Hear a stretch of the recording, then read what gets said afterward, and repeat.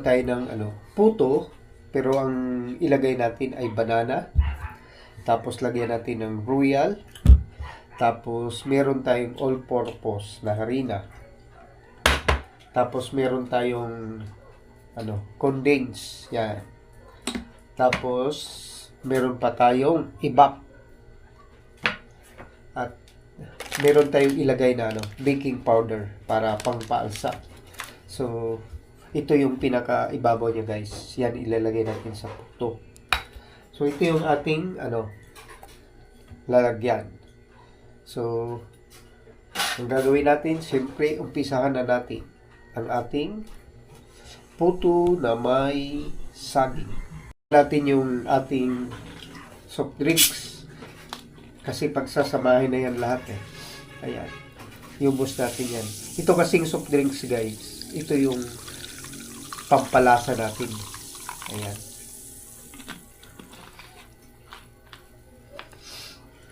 Tapos lagyan natin siya ng saging, bali 3 piraso.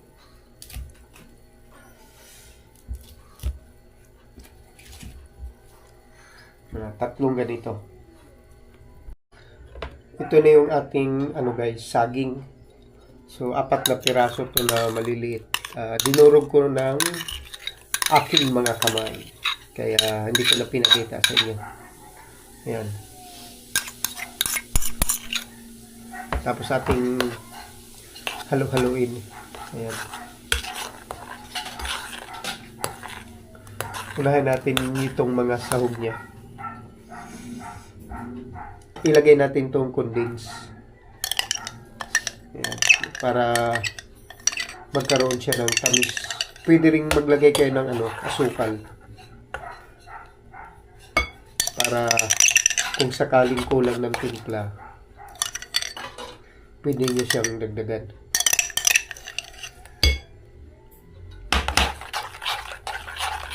Yan, haluin lang na ganyan.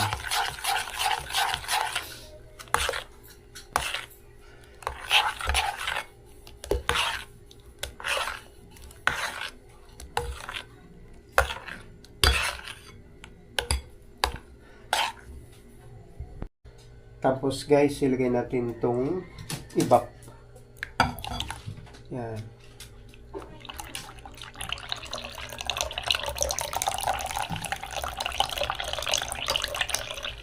So, kalahati lang.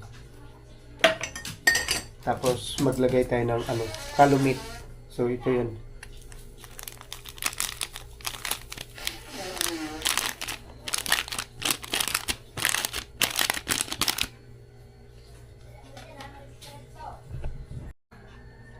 Pagkatapos nung kalumit, guys, na baking powder, so ilagay natin yung ating all-purpose. 1/4 lang yan, 1/4.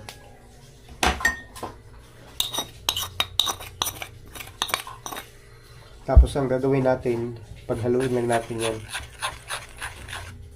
Maliit lang kasi yung bowl ko, kaya kunti lang yung nilagay ko. Haluin lang natin ang haluin.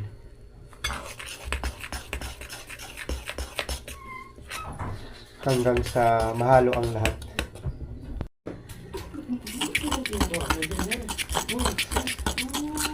Haluin lang natin ang haluin.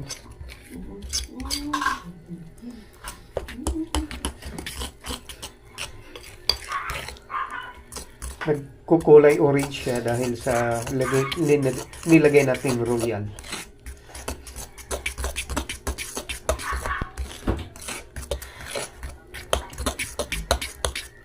Ayan, ang ganda ng ito na yung kanyang itsura. Lagyan ko pa ng kunting all-purpose na harina dahil parang kaya pa naman niya lagyan. Tapos lagyan ko ulit ng ibap. Ayan, para mas masarap, mas malasa yung ating puto na may saging.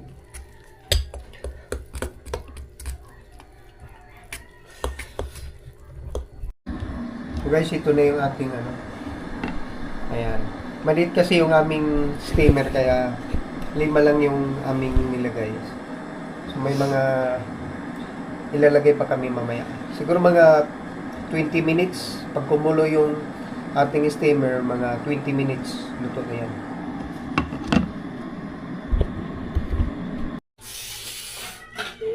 So guys, okay na yung ating ano.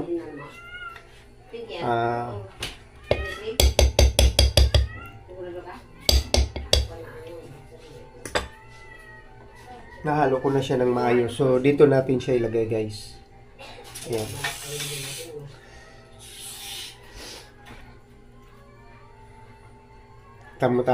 Katamtaman lang yung ilagay natin.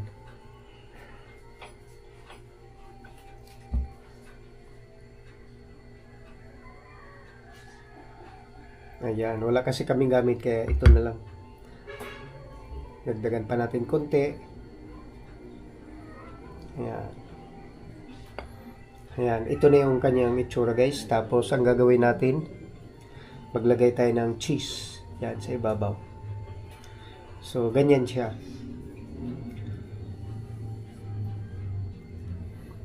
Tapos meron tayo ditong steamer, guys. Yan. Yung steamer natin, may nilagay akong tubig. Tapos yan. Tapos dito natin siya ilagay. Ayan.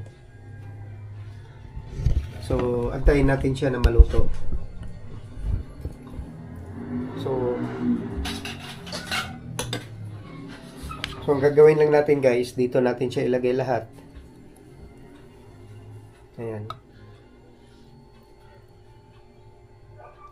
Estimate nyo lang kung gaano kadami yung ilalagay nyo. Ayan. Tapos, lagyan natin ng cheese. Ayan. Okay. Tapos, dito natin siya ilagay sa ating steamer. Tapos, ganun lang paulit-ulit. Ayan.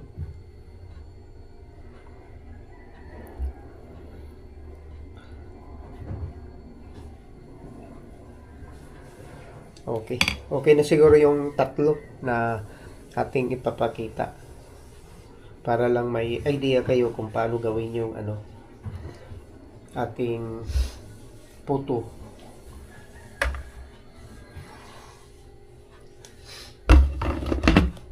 Natin, guys. Wow. Yan na yung kanyang itsura. Medyo orange siya dahil sa royal.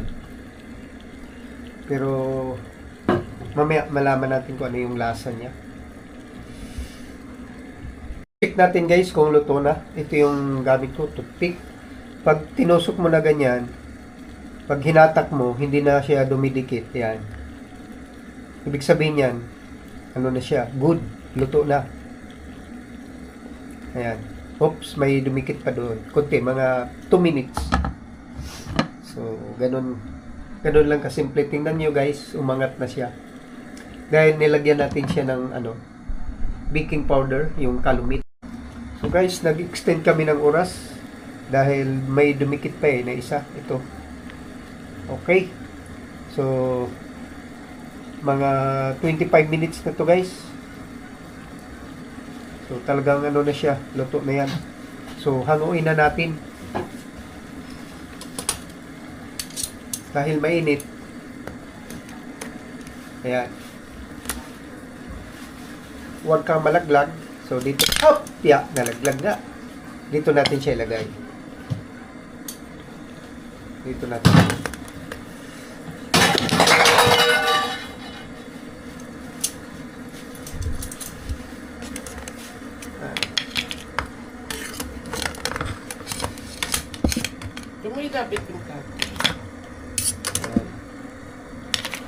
So, ito na siya, guys. Palamigin natin.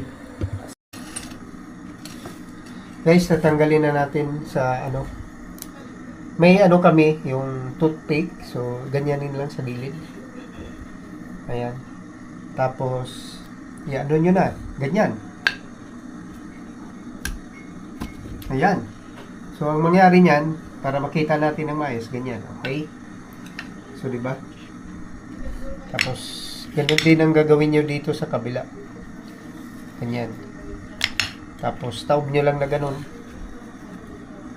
Tapos, naghugas naman ako. So, ganyan lang. Medyo malaki yung kabilang lagayan. So, ganyan din lang natin, guys. So, ayan. Ayan. Medyo ano lang siya. Kulay orange dahil medyo napadami ng ano, ng Royal. So, yan na yung ating ano guys, finished product na puto. Puto Royal. Puto Royal. So, mamaya tikman natin kung ano yung lasa. Ito na yung ating ano guys, na luto na puto. So, akin ang tikman.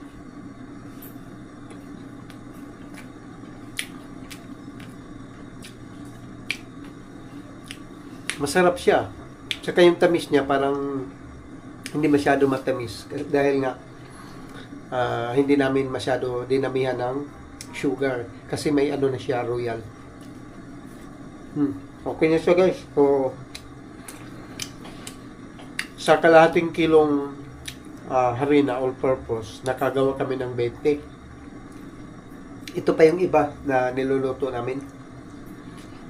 So masarap siya.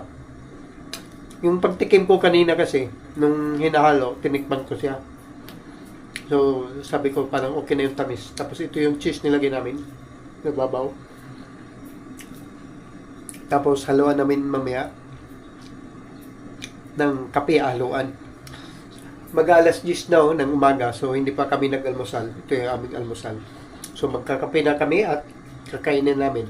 So guys, kung gusto nyong gahin ito, madali lang lutuin. So, kung ano yung ginawa ko, gayahin nyo lang. Saka, hindi ko siya nalagyan ng itlog. So, pwede nyo siyang lagyan ng itlog para lalong mas masarap. So, thank you guys.